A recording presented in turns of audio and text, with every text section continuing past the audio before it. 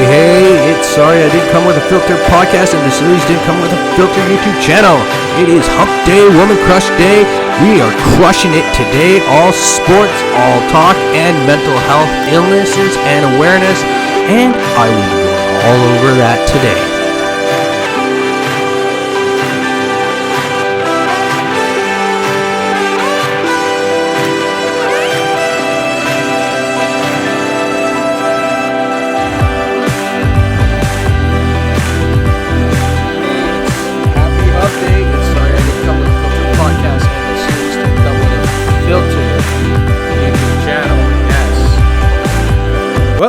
I am officially messed up in the whole freaking scheme of things, you know. Anxiety's kicking my ass today. Depression's kicking my ass today. Stress is kicking my ass today. Everything's kicking my ass today. So apparently it's an ass-kicking field of a day for me, motherfucker. I'm an idiot. What can I say? I'm an idiot. What can I say? I'm an idiot. What can I say? So, happy Hump Day, though. It is the middle of the week. That means just 2 more days till the weekend. Yeah. I'm happy. I'm looking forward to the AEW Full Gear pay-per-view. Last night's NXT was not what I expected. It was a bit of a letdown, except, you know, the women's six-person tag match was a really good one, and the main event was really good, so I really thoroughly enjoyed those two things. But then it just kind of drifted into something that was like not NXT quality, just kind of shut itself off. But again, it is what it is, so I'm not going to say anything. And I've already created 2 podcasts today. This is my 3rd with my YouTube channel. So I'm going to dive into the sports world. Well, my in-depth look at the Baltimore Ravens, I really have to look at their, their stats and their team, right? Like, I believe the Ravens are just ridiculously that good. Apparently, I just was finally listening to one of my other podcasts that I usually get my info from, Good Morning Football, and to tell you the honest truth, Tua will probably play next week because they say it's a fracture in it, like a small, tiny little fracture, Ian Rappaport was saying, in his throwing hand. So I believe he's going to be out until next week, and he'll be back. It looks like, as I say, Bissett will be the starter for them. So as I was doing on my other podcast, I was saying they have so much depth in their roster, as I could see. Like, they got a lot of depth, and a lot of people have said that, the Ravens are a very, very good team. And, Lamar's just, as the seasons go on, as the years go on, he becomes just something of a pillar of future end quarterbacks. And the guy just doesn't, like, every season he just surprises everybody with what he does. If it's his upgrade on his throwing or it's upgrade on his rushing yards as a quarterback, he does it all very well, and he does it with style and pizzazz. Dolphins, I see they're taking a right approach with Tua. Let him rest because, as a quarterback, if you have a hand injury, I don't know if it's so much legs over more of your arms, your hands. When an injury occurs as a football player, I think it's more just like your arms, shoulders, elbows, your hands, your wrists are really a serious thing that you got to take into consideration as a player. And you're in that position of throwing the football, making the football grow, throw it every time down the... I understand you're torquing your elbow, you're torquing your shoulder, it's all about, for them, it's their upper body, not so much with the legs. Like a guy like, Lamar, he works every aspect of his body, it looks like, because he can run, he can throw, He does all that. Tua, I haven't seen much of Tua. As I can see, like, Tua should be playing a lot, but he got injured, and it is how it is. So I am gonna go with the Ravens tomorrow night. It is, that's my lock for tomorrow. When I was talking about, how Brady earlier in my other podcast, Brady is such a fundamental player, and how he has beaten Father Time, and how he just keeps going even at the age of 43, 44. This man could probably play until he's 50, because he doesn't look like a day over 36, 37. He's still going. He's still throwing like he was about 10 years ago. It's how he is. He maintains that good work ethic. He maintains that physicality, the mentality of it. So as it states, I'm going, with a player that is just constantly developing himself. To segue into the... wrong mouse. Sorry, my bad. The NHL last night, which was the 9th. So I'm going to, recap what I did here. And my picks were the Kings over the Habs. I said the Bruins. I was hoping the Senators, but I knew the Bruins were going to win. I knew the Hurricanes beat the Lightning. The Panthers, this is a surprise. Panthers got their second loss of the regular season from the Devils. So I'm either guessing it's starting to come down. They're starting to come and hit the ground again. I don't know. The surprise for me was the Red Wings beating the Oilers. So that's a surprise to me. The Blues and the Jets went to a shootout. Again, the game was entertaining from a lot of highlights I saw. It was an entertaining game. Blackhawks beat the Penguins, so it does look like, something's going on with the Penguins right now. They don't got their stars. The Sharks beat on the Flames, which again is not a shock to me. I think, you got to pump the brakes a little. When your team's starting to roll early in the season, somehow, some way, something's going to just drop you. Last night's game, I did cover a lot about the Canucks and the Ducks. It was a freaking awesome game. Yes, the Canucks only walked away with like 5 out of a possible 12, possible 12 points or whatever. Again, they're starting to find their ways. They're starting to find the net. As I say, they're finding the shots. They're finding the key aspects of the games that they had last year and the seasons before. At least this season, they're not bad like they were last year in the bubble / North Conference, All Canada, the All Canadian Conference, which was a really trial and error test. It was not I probably said it was good, but I probably doubt that it was good after looking from where. So 5, 6 is 11, 2 is 13. So 13 games into this post-pandemic start of the season, and it looks, the Canucks are a lot better this year than they were last year. This is a lot better roster. This is a lot better offensively. Yes, the offense is not there yet, but it will. It will. You got to understand, it's only 13 games into an 82-game season. And with the record they have right now, I would not even insinuate or disrespect the way they're started, okay? I understand where all the analysts are saying they got to bank points, okay? That's the 1 points. That's pushing it to overtime and shootout. I'm understanding that. You got to push those at the early stages of the season. Bank those points, because that is money in your way into the playoffs, right? So, and goal differential, you got to bring it down. You got to bring those down. You got to bump up. I understand all this, right? Statistically wise, I can't see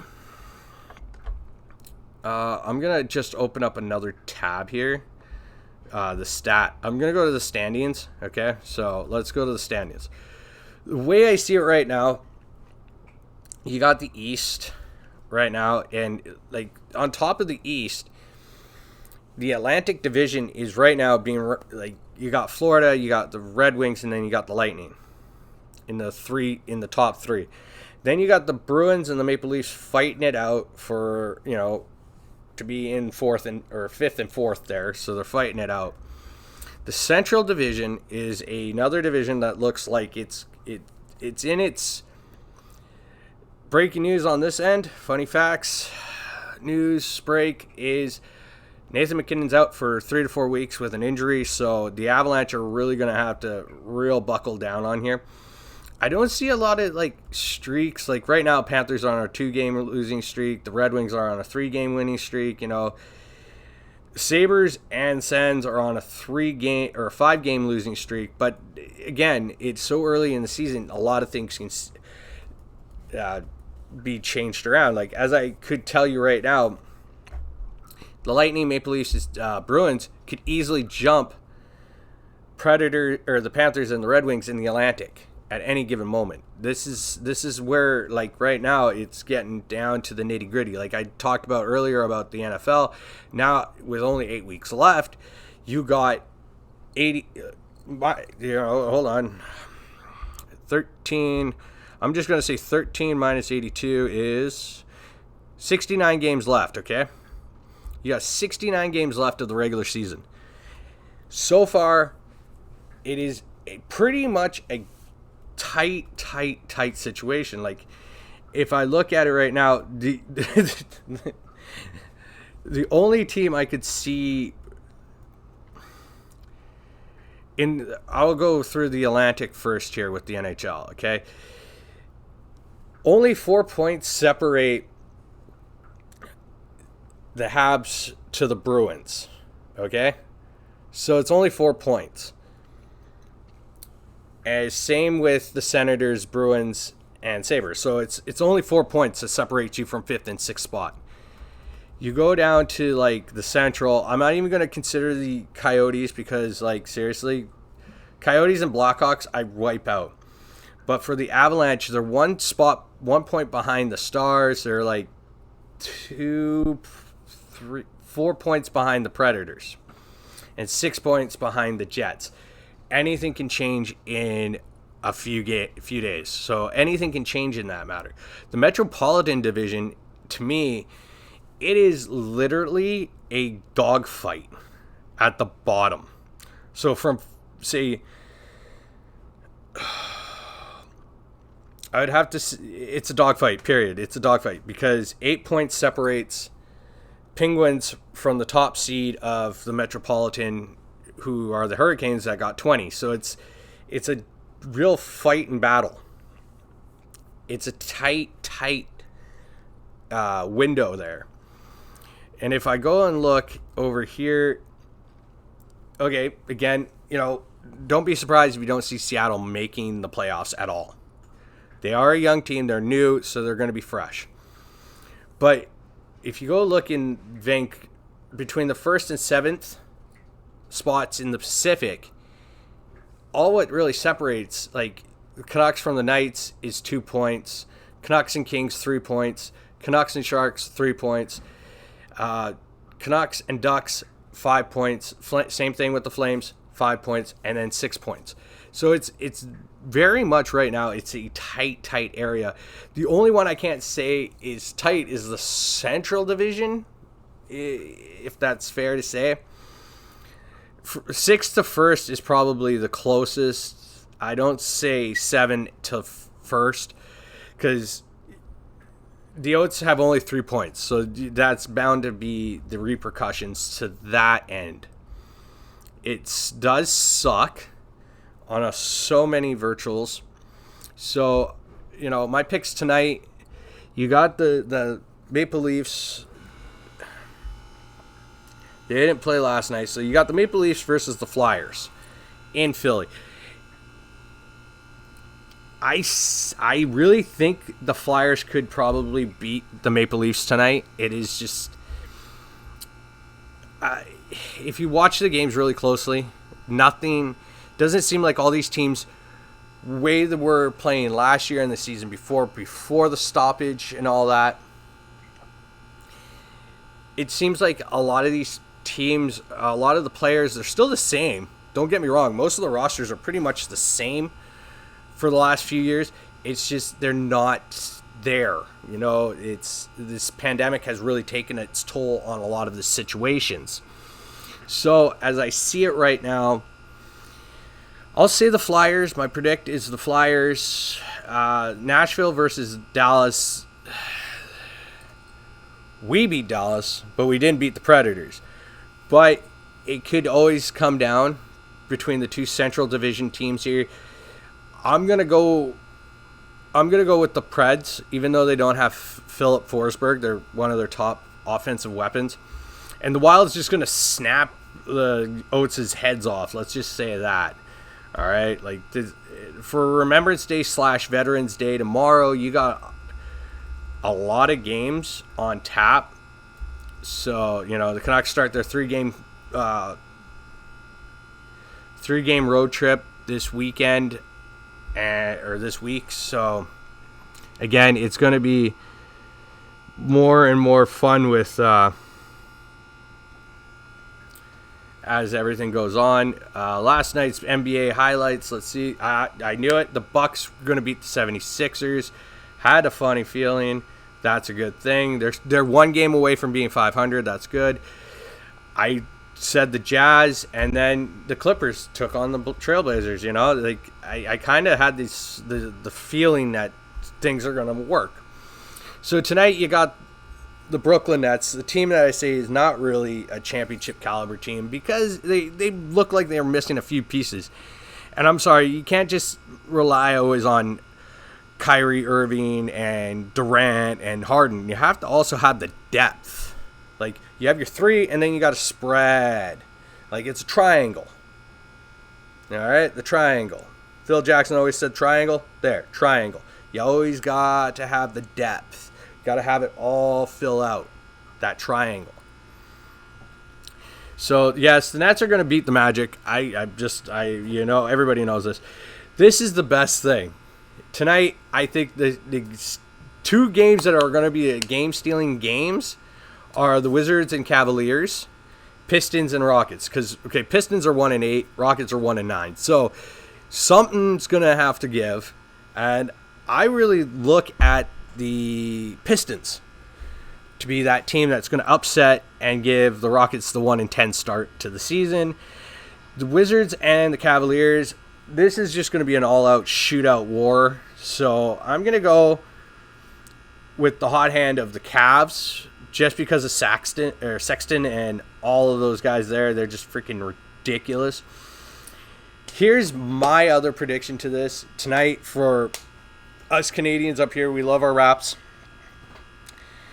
2019 champs. Woohoo! That is the only thing I can say about NBA right now. And the Raptors, everybody's like, oh, you're a West Coast guy. I like the Lakers. I like the Clippers. But I am a Canadian guy, so I will pick the Canadian team. And, the one-done deal with Kawhi Leonard being here with Danny Green also, we won a championship. And it was the one trophy we never expected to come here. So, yeah. Again, Celtics are still struggling like freaking no tomorrow. They're 4-6. I'm going to take my Raps because, Gary Trent Jr., Fred VanVleet, Pascal Siakam, OG Anunoby, Scotty Barnes, they're all doing so well. They're playing so great. They're working really well. I love Kyle Lowry. Don't get me wrong. He was one of the greatest Raptors out there. DeRozan was too, and so was Bosch and Vince Carter, and the list goes on. But you can't forget Mighty Mouse Daniel Stoudemire. But, again, I see what Masari is doing.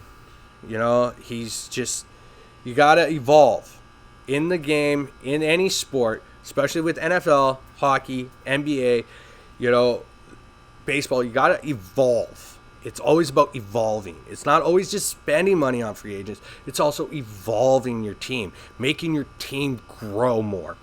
So Raptors are my pick.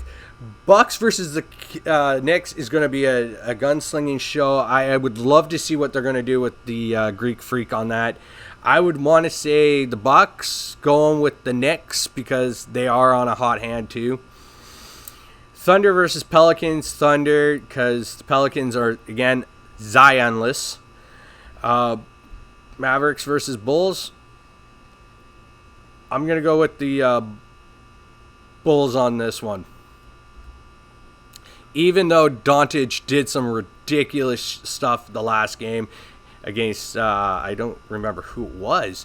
His games were ridiculous. Which game was it?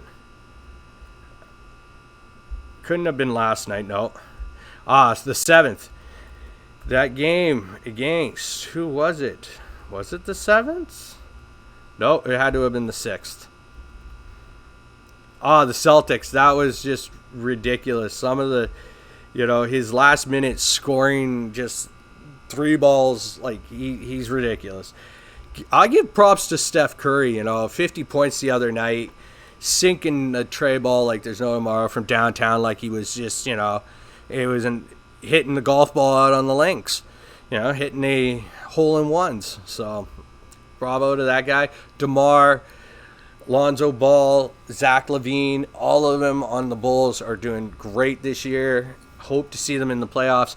The Hornets versus the Grizzlies is going to be interesting because Lonzo's brother, LaMelo Ball, he's a great player. He's a great contributor on the Hornets. Jay Morant, you got the Canadians, Dylan Brooks, and another fella there. Let me just pull that up. Because I'm going to tell you, for Canada to have the guys they have in the NBA, our rosters are going to start looking pretty damn good here. So, Brandon Clark is a Canadian. Jay Morant. These guys are literally, I want to find the page that I need. Where's my wiki? There's me wiki. Love me Wikipedia. Wikis. Yes, I'm sorry to say, but I really hate not having them here in Canada. I wish. I still actually have, I'll probably try to find it, an old Grizzlies basketball ticket. Yes, I still have it. It's really ridiculous. The one thing I never understood. Hold on. More of this crap. Hate that crap. Rudy Gay was a great player for them. I just don't understand what happened there. It was just kind of like it went to crap. Let's just say that. Just went to crap. Yes, their roster is quite horrible. I will say that too. So, Dylan Brooks, I know he's Canadian, and he's from Mississauga, Ontario. Brandon Clark is from Vancouver. He's a Vancouver boy. So, they're damn good. Jay Morant, Dylan Brooks, Brandon Clark, these guys, Steven Adams, they're all pulling their stuff. They're all doing what is good for this team. And they're honestly, like, I've never could imagine how many great young Canadian talent out in the NBA is. And I'm not going to discredit Canada. Like, we do have a good team. Like, look at our soccer team. Our men's soccer team, doing great. We got Alphonso Davies. That guy's fucking crazy. It's fucking insane. Quick update. Women's Crush Wednesday on my YouTube channel. I have Cora Jade, Mandy Rose, Sky Blue, Julia Hart, and number 1 again, Jordan Jones. There is my Women Crush Wednesdays, so I'll just throw that up there right now. So, again, Grizzlies are going to beat the Hornets. Kings versus Spurs. The Spurs are not the same right now. I think they're in a full-on rebuild. I'm going to say the Sacramento Kings. Pacers versus Nuggets. Trailblazers without... Is Nikola Jokic I think he's on the Nuggets. Was he on the Nuggets? I think he is on the Nuggets. Yeah. Oh, well. Jokic has been suspended for one game for his temper of what happened. Here's the steal of the night game for anybody who is a Laker and a Heat fan. Oh, that's right. Jokic did push Morris of the Heat, and he got suspended. He shouldn't have done it. It was just like, whatever, cooler heads could have prevailed, but tempers flare. So I'm going to say Suns over the Trailblazers. The Heat versus the Lakers. I'm going to pick the Lakers because they're due for something right now. And I'm going to go with Curry and his Warriors beating up on the Timberwolves. That's just how I see it right now. Those are my picks for the night, picks for the day, and picks for the night. I'm not going to say anything else on that front. So, you got my picks for what it is.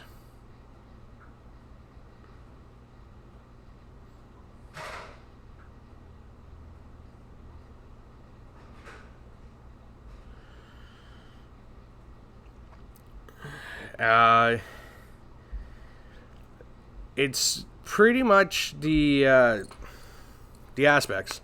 Well, now, I want to get into some mental health talk here. My mental health is... I was feeling great yesterday, and all of a sudden today, I just feel like... it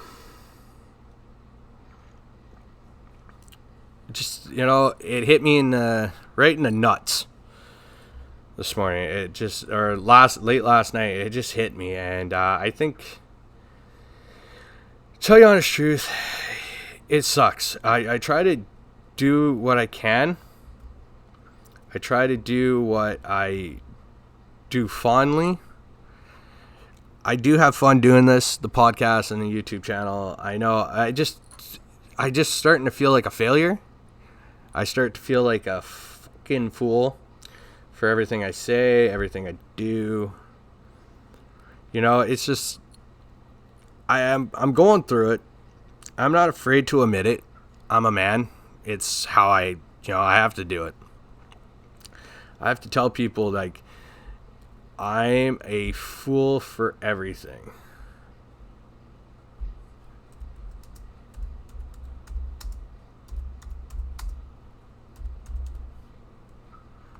I'm just a bit of an idiot. That's basically how I can say it.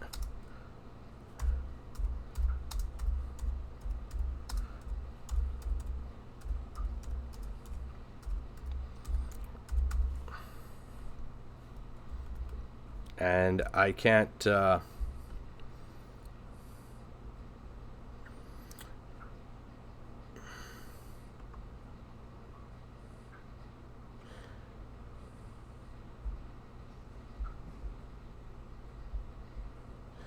say much more. It's the way I am. Yeah. I just reading one of my emails, sorry. I just can't explain how much more I have come up and down. I take my good days with my bad days. I try to take it with a grain of salt, but sometimes my grain of salt don't work. The grain of salt in my life is there, but it isn't. It's a really crushing flow for me some days. This is why I haven't shaved. When I'm in this state, I don't really shave. I still do my workouts. Don't get me wrong. I still keep up on that. But I think, honestly, just to I push myself too much.